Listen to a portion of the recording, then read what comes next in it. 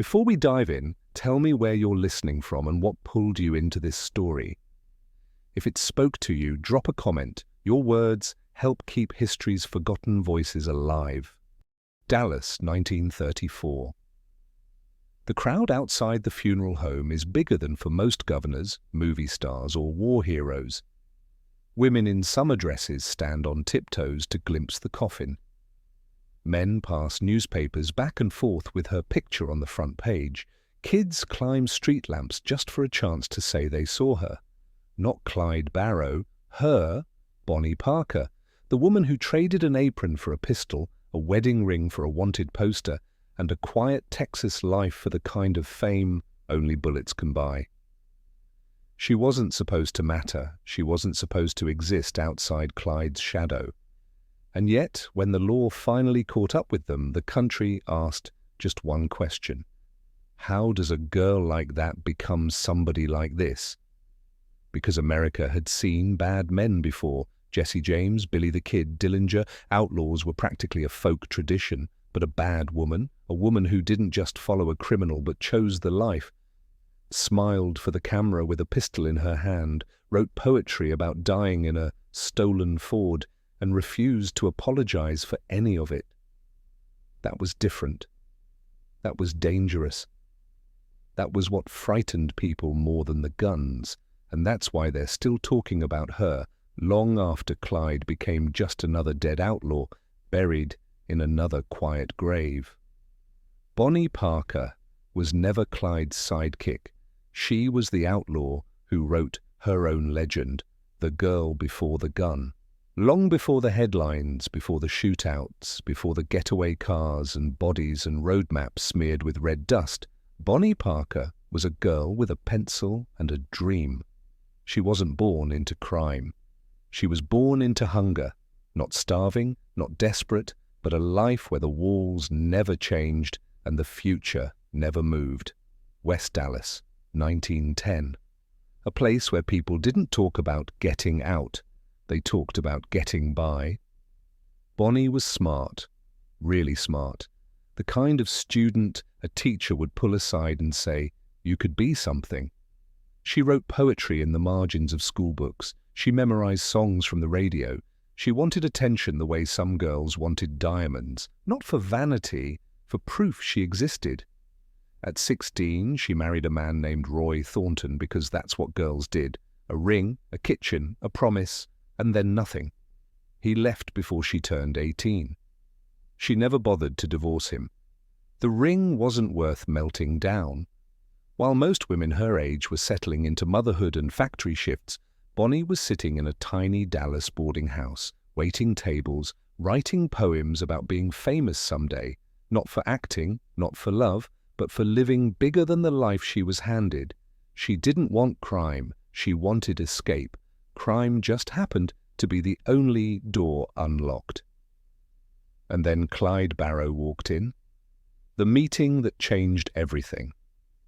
Bonnie didn't meet Clyde in a shootout, or a robbery, or on the run. She met him in a kitchen. January 1930. Clyde Barrow was 20, Bonnie was 19. She was staying with a friend in West Dallas, recovering from a broken arm. He walked in, all swagger and trouble, leaning over her cast like he had known her for years. Clyde wasn't tall, but he moved like someone who didn't wait for permission. Bonnie wasn't shy, but something about him made her sit up straighter. People called it love at first sight. That's what the newspapers would write later, as if fate pushed them together like two coins flipping through the air. But Bonnie didn't fall for a man. She fell for a door out. Clyde had already been stealing cars, breaking into safes, running from the law. He wasn't rich, he wasn't famous, and he wasn't safe to be around. But what he had, Bonnie had never seen before. He refused to be ordinary. Bonnie was all sharp edges and ambition wrapped in lipstick and silk stockings. Clyde was rebellion dressed in a grin. They recognized each other like two sparks in a room full of water. He got arrested soon after they met. Most girls would have cried or prayed. Bonnie brought him cigarettes, smuggled in a gun, and helped plot an escape. That was the moment the line was crossed, not when she picked up a gun, but when she picked a man over the law. Bonnie didn't just love Clyde, she chose him. And that choice was louder than any bullet. She could have walked away 100 different times. After the first arrest, after the first blood, after the first night sleeping in a stolen car. But Bonnie was never pulled into crime. She climbed in, locked the door, and asked for the map. This is where the story splits in two, not in the events, but in the way the world reacted. Why does America loved bad men but feared bad women? America was already full of outlaw heroes, Jesse James, Billy the Kid, Pretty Boy Floyd, men who robbed trains and banks and still got called rebels, folk legends, modern cowboys. Their violence was forgiven because it was male and because the story could always be told as, he may be a criminal, but he's still a man. But when Bonnie Parker stepped into a getaway car, everything changed. A woman with a gun was not thrilling. She was unnatural. A man breaking the law was rugged. A woman breaking the law was broken. A man could shoot an officer and still be romanticized. A woman only had to stand next to a man with a gun, and she was called a sex-crazed she-devil, a cigar-smoking killer, a modern Jezebel. Newspapers didn't just report Bonnie, they performed her. They printed sketches of her legs in silk stockings. They invented stories where she shot officers for the fun of it. They wrote that she smoked cigars, she didn't, that she laughed at the dying, she didn't, that she was the one corrupting Clyde, she wasn't, he was already gone. Because America can handle violence, but it cannot handle a woman who is willing. A woman who chooses crime is deadlier than a man who commits it, because she didn't just break the law, she broke the rules. She refused the kitchen, she refused the wedding ring, she refused the story written for her. And the world didn't know how to punish that, except with legend, then bullets, then erasure. Bonnie joins the life. When Clyde was sent to Eastern Prison Farm, Bonnie didn't cut ties, she wrote letters, plotted escapes, rehearsed fantasies of reunion like scenes from a movie. Everything she had bottled into poetry, the hunger for a bigger life, the hatred of being disposable, sharpened into something harder. Ambition had turned into action. And by the time Clyde escaped, Bonnie was no longer waiting tables, she was waiting for the next crime. Life became dirt roads and cheap motel rooms, stolen cars and heated whispers in the dark. Clyde was the trigger, but Bonnie was the narrator. She staged the photos, she wrote the poems, she posed with the guns tilted just right. She didn't just live the myth, she started building it. Before the newspapers could shape her, Bonnie was shaping herself. She wasn't a sidekick, she was creating a brand. The Barrow Gang years, Bonnie, the architect of infamy. If you only knew Bonnie Parker from Hollywood, you'd think she spent her life leaning over car doors with a machine gun and a lipstick smirk. But the truth is stranger and smarter than that. Bonnie wasn't just in the Barrow Gang, she was branding it. The famous photos, Bonnie posing with a stolen sheriff's gun, faking a gangster scowl, Clyde pretending to be handcuffed while she points a weapon at him. They weren't crime evidence, they were marketing. Those images were staged on purpose, not for lawmen, but for the future. Before the newspapers turned them into legends, Bonnie handed the newspapers the raw material. She knew exactly what she was doing. A woman in a skirt and stockings holding a rifle. It sold papers. It shocked families. It made Bonnie unforgettable, even if the papers got it wrong. That famous photo of her holding a cigar in her mouth. She didn't even smoke cigars. She posed with it because men weren't supposed to look like the danger. She was. She wasn't Clyde's ornament. She was the co-author of the legend. And she didn't just pose for pictures, she wrote too. In motel rooms and safe houses, Bonnie wrote poems about crime, escape, love, and death, rhyming stanzas like she was auditioning for her own obituary. Someday they'll go down together, and they'll bury them side by side. To few it'll be grief, to the law a relief. But it's death for Bonnie and Clyde. She knew they'd die young. She just wanted to choose how they were remembered. The outlaw lover's archetype.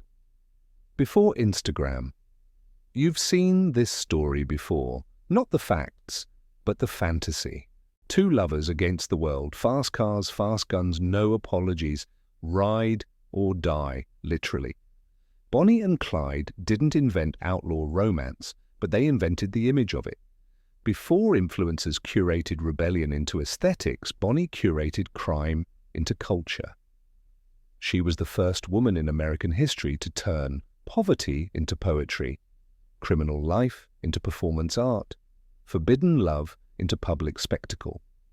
And she didn't need a camera crew, a PR agent, or 1 million followers. She had a stolen Kodak, a headline-hungry press, and the kind of beauty that made America furious. Bonnie wasn't selling death, she was selling freedom, the fantasy of breaking every rule and still being photographed like a movie star. A woman like that was worse than a criminal. She was contagious. And the country wasn't scared that she had a gun.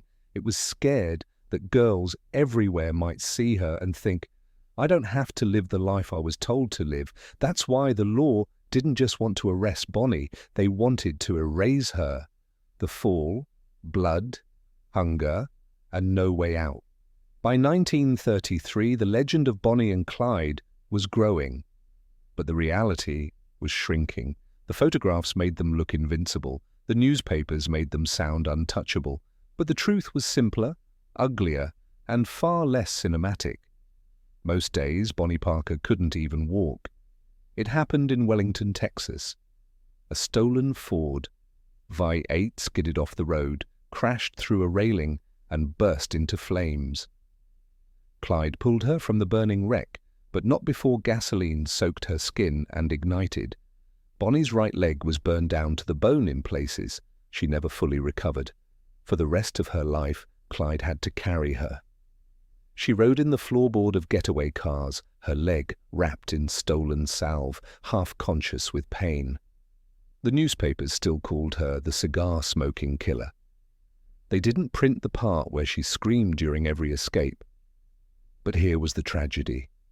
Clyde would rather drag Bonnie through hell than go on living without her.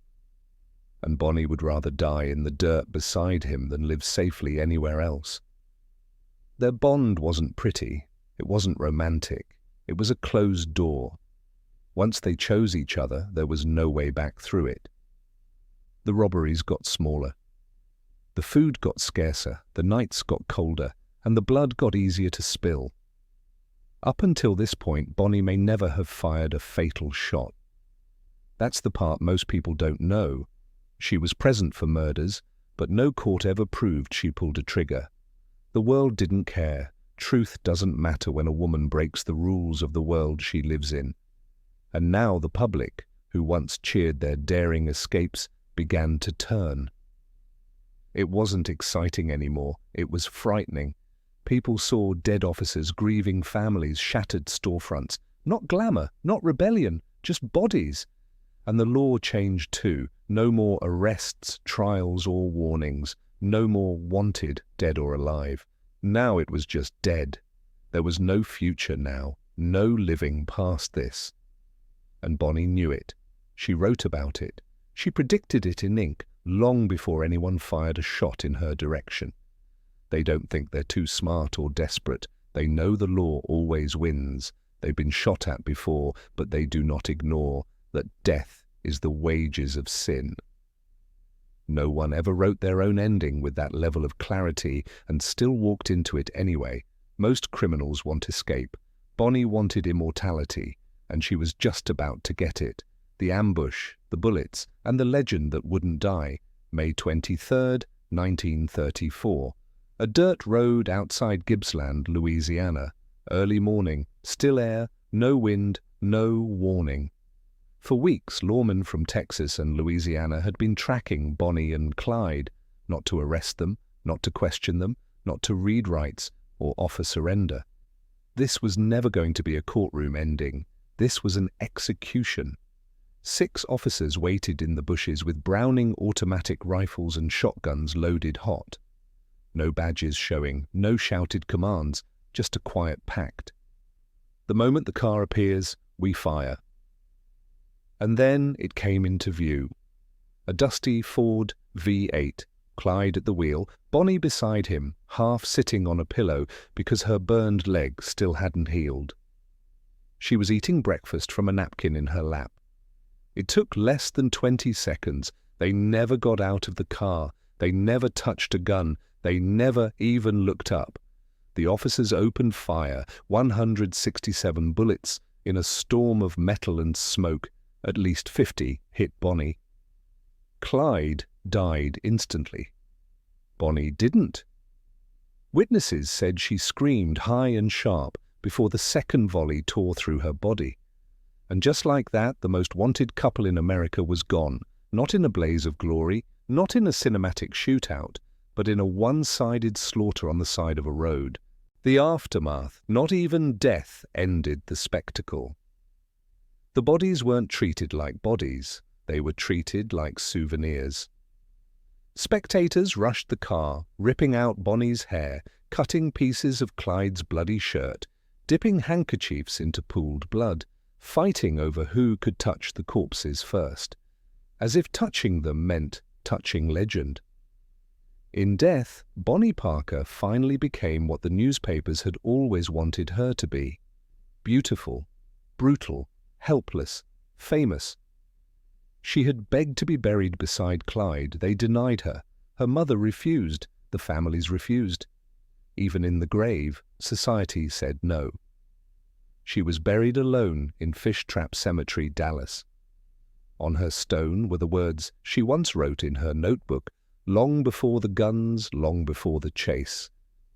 As the flowers are all made sweeter by the sunshine and the dew, so this old world is made brighter by the lives of folks like you. Not a line from a criminal, a line from a poet. Bonnie's poems are still in circulation, not hidden in archives, online, in anthologies, printed on T-shirts. They aren't masterpieces. They're raw, rhythmic, confessional.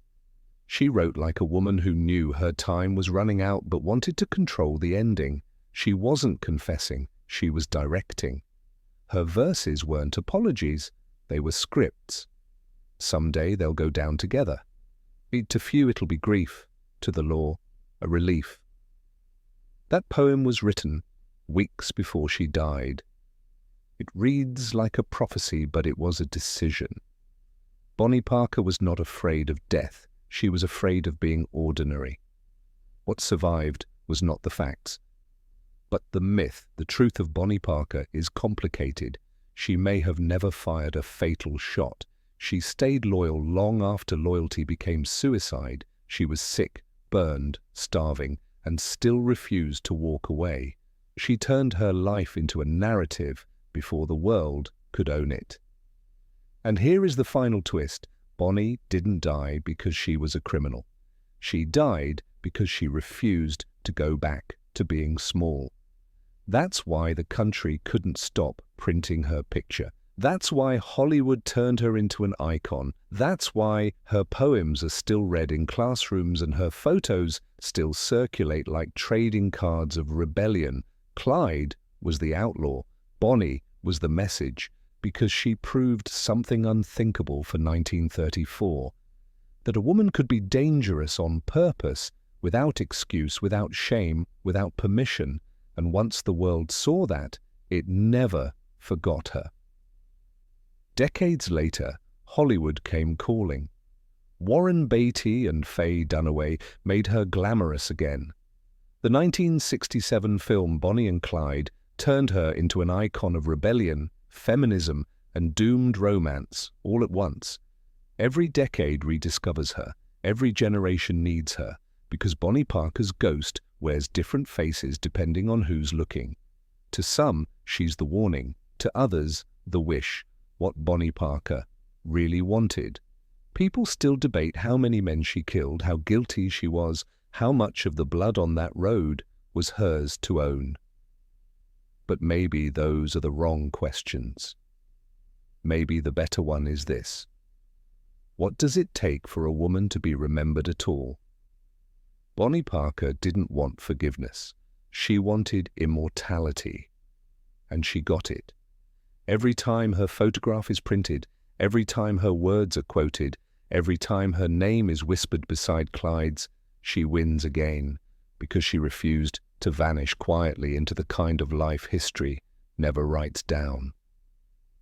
In her last poem, written just weeks before she died, Bonnie wrote, "Someday they'll go down together, and they'll bury them side by side. To few it'll be grief, to the law a relief, but it's death for Bonnie and Clyde." She got the first part wrong, but she got the last part exactly right. She didn't become safe. She didn't become good. She didn't even become free. She became legend. And for Bonnie Parker, that was enough.